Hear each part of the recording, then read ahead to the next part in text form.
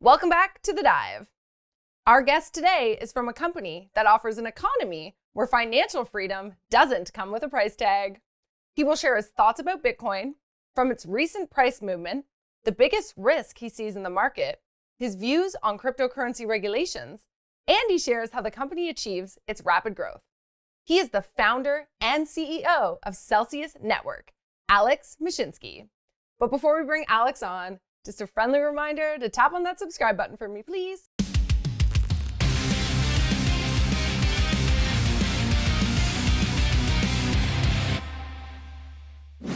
Hey, Alex, welcome to The Dive. Hi, Cassandra. Thanks for having me. Yeah, thank you so much for joining us. So let's start off with China.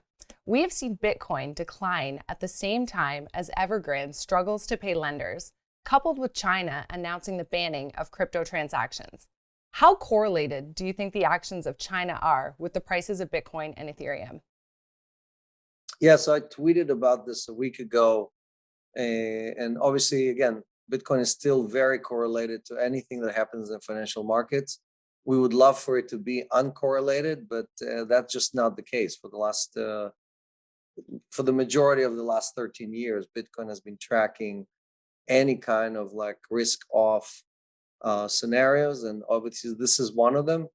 Here you have a double whammy. You have kind of like a risk in the financial system on the debt side, right? We have several companies who are having issues paying their debts and so on, and at the same time, also regulators are basically slamming down and saying, hey, Hobby, Binance, you're not allowed to really transact with Chinese nationals. So I think obviously that is causing people to sell. When people sell, prices go down, and these are just buying opportunities. I mean, at the same time that this is happening, we have giant companies like PayPal and Square and others signing up millions of new users.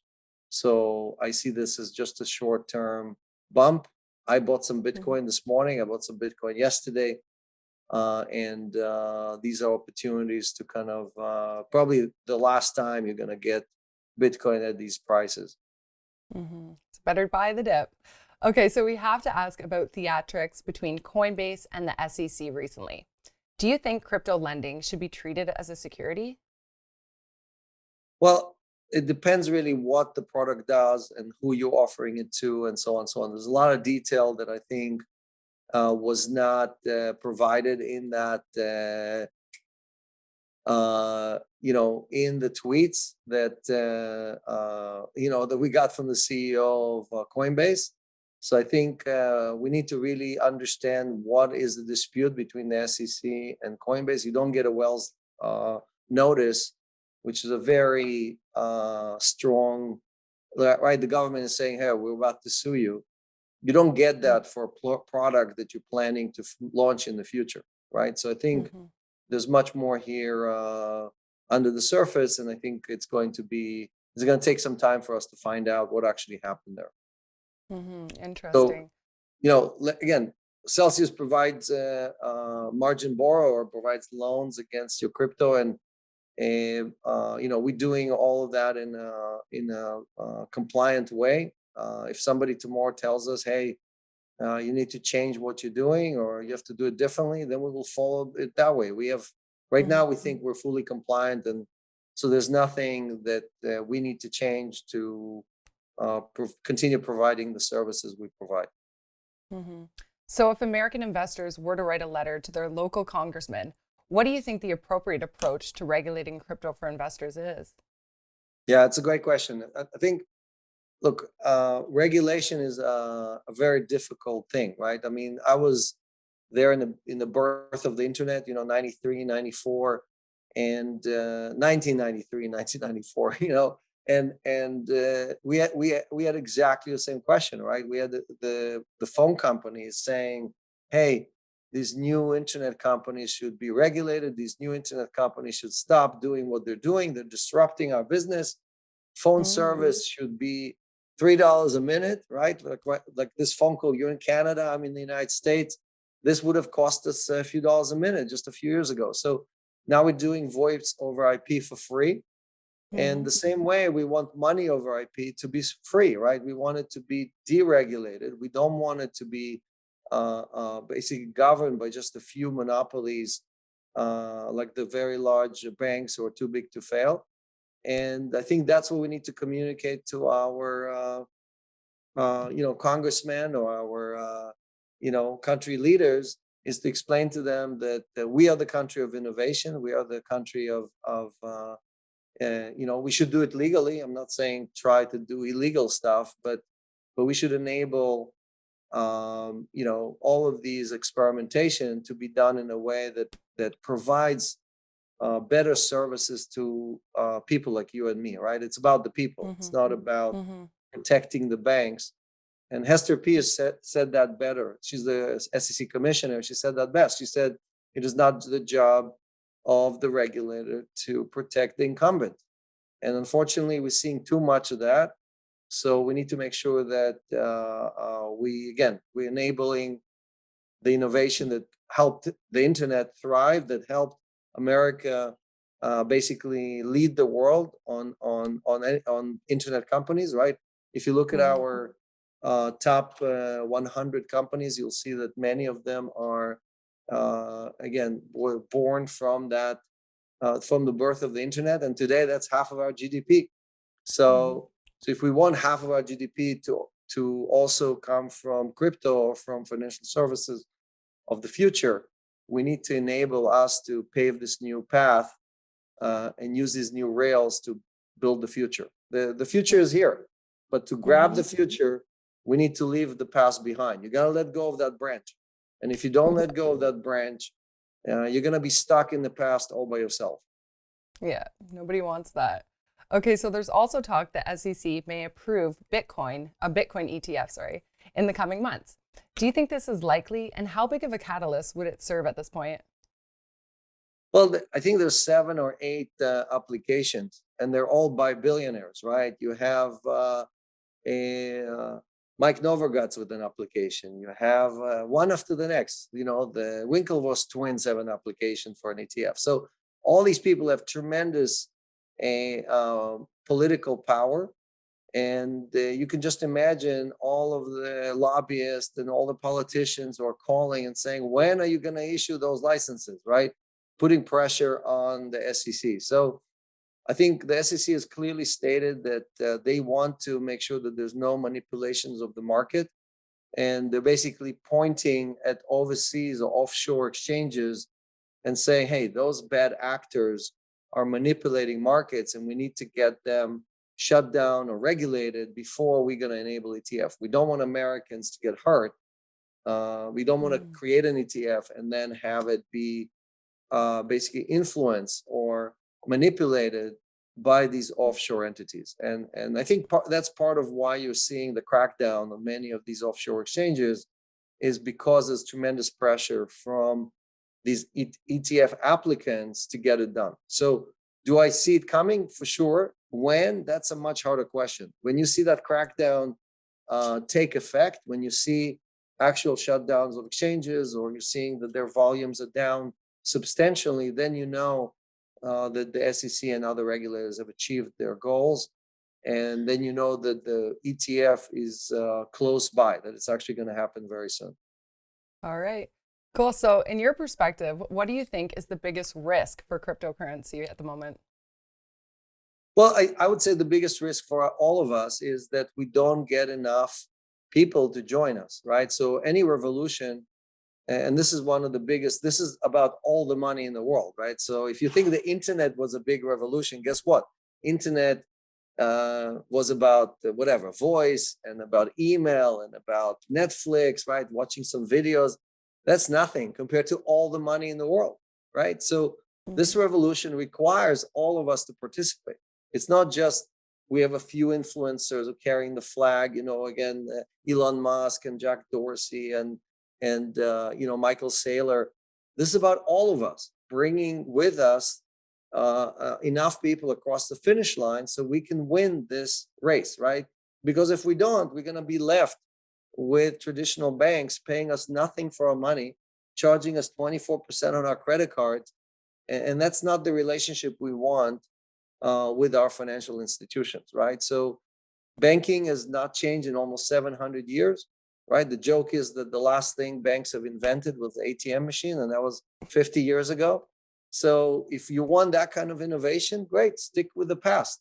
But if you want the future to be here, all of us have to help bring with us enough people to convince the politician, to convince all the other participants that this is happening and they need to come on board. It is happening, but it's not happening fast enough. Mm-hmm. So from our view, one of the most important events for Bitcoin is the migration to a second layer network where we see reduced transaction costs with increased speeds. Do you think the Bitcoin Lightning Network will be a solution? Well, we're seeing it being tested in El Salvador. We're seeing it being tested. Twitter just announced that they're supporting Lightning right on the network. So these are amazing development. Obviously, there's a lot of other Lightning projects going on at the same time. And so those are huge developments. It's also going to bring a lot of users to the network, right? Today, most people join Bitcoin because they want store value. But if you can add that form of payment, if you can add that as a real application, a real use case, that would dramatically increase the users, more demand for Bitcoin, higher prices. So all of us, right, if you want your coins to be worth more, right, you need to use the Lightning Network. Mm-hmm. Interesting. Okay, so let's talk about Celsius. There has been some news recently in regards to Celsius with various state level regulators. At this point, what could you tell us? Yeah, so look, we've been compliant from day one. We're filing with regulators, sharing information with the regulators for several years. It's not something new. Here, there were several more requests for information. These are all requests that the states are making for us to provide information. We have no problem. We both, again, if there's any change in regulation or anything that they need us to do, we will do it. We will comply. So there is no argument or dispute or litigation or anything like that, right? I think a lot of this has to do with publicly the states want to show that they're taking action because they're getting pressure to show that they're taking action. But Celsius, again, has been, we filed with all the local agencies. We report our activities. We report to FinCEN and others. So I don't see any change. We have also announced that there's no change to any of our services at the moment. And we continue to have the conversation and collaboration with, both the legislative and the enforcement agencies. And I think what you've heard it from Coinbase, you've heard it from BlockFi, we're calling for the same thing. We're calling for clarity. If there's anything that is that they think that we're not doing properly, let us know what it is, right? Just asking for information is great, but it does not tell us if there is something that we need to change, right? We don't want to wait. We want to change it right away. So as of right now, I don't know of anything that Celsius does that is not following the rules the way they're written today. Good news. Okay, so the company announced leveraging Chainlink to increase the reliability of its price feed. Why did you choose Chainlink as a platform to integrate with, and what kind of effect will this have on your users? Sure. So we had several announcements with them. Like you said, we're using their oracles. We also announced the CCIP or cross-chain interoperability protocol. So we are the first partner that Chainlink has to launch this. And Celsius supports 14 different blockchains. We create yield on 14 different blockchains. The closest competitor to us works on 3 blockchains, right? So obviously Celsius provides much broader coverage, and for us to provide much more accurate execution, pricing, liquidations, all the things that we do, we wanted to rely on the best oracle in the industry. Chainlink is by far the number 1 player in the space, the best accuracy on pricing, has not gone down, right? It runs 24/7, very reliable. And that provides our customers, our million customers, very accurate and timely execution of their transactions with us. And they can rely on a third party. So they don't have to rely on us, right? The problem that you have many times when you deal with a counterparty, with an exchange or a wallet provider, is that they quote you something and you have no clue if that is a good price or a bad price. What Celsius does is that it gives you a third-party price or a third-party verification, right? And the same thing also on our yield. When we pay out yield to our community, we have what's called Rewards Explorer. It's part of our proof of community efforts where we are proving to you using Chainlink that we earned the yield, that we're not just making it up out of thin air, and that you got your pro rata. Meaning if you have 1% of the BTC pool, you can verify cryptographically, right? Verify that you got 1%. And all that is relying on Chainlink data. So it's a great partnership. It's one of the best use cases for zero proof knowledge, right? And we wanted to basically provide that technology and access to this technology to everybody in the cryptosphere. Celsius has expanded its overall asset holdings from $1 billion to over $20 billion in less than a year. Can you walk us through how Celsius has seen such rapid growth as a platform? Yeah, so again, credit goes to our community, to our employees for being able to handle this torrent growth. Obviously, we've grown much faster than the crypto community in general, right? And a lot of it goes back to us paying this amazing yield, right? So 8.8% on your stable coin, 6.2% on your Bitcoin. These are things you can't really earn anywhere else. And so our community has basically went to their friends, their family, and their loved ones, and basically shared with them this amazing platform. And again, we went from 100,000 users to over 1 million users. We crossed 25 billion in assets. So it's just phenomenal growth, and paid almost $800 million in yield, right? So more than I think everybody else put together, right? If you take all of the DeFi guys and everybody else, Celsius paid more than all the other guys. So what we do best, right? We invented this whole idea of yield back in 2017. We launched the platform first. We support 45 different assets. It's more than anybody else, and paid the most yield out of anyone. So I think success is not measured by, yes, we're a profitable company, we're doing great, but for us, success is measured by how much did we pay the community? How many lives did we impact? How many people did we help reach financial freedom? For us, financial freedom is you earn enough from your yield, from your income, to basically not have to have a job, right? It pays all your daily expenses. And that's everybody's dream, right? Everybody would love to be in that situation. So that's what we're aiming for. We want to bring 100 million people into this financial independence. We're at 1 million. So we're 1% done. You're almost there. All right. Well, thank you so much for joining us today, Alex, and sharing your story with us. Sure. Thanks for having me. I'm looking forward to comparing notes next year. Thanks so much for tuning in today. We'll be back again tomorrow with more awesome content. So be sure to stay tuned by hitting that notification bell.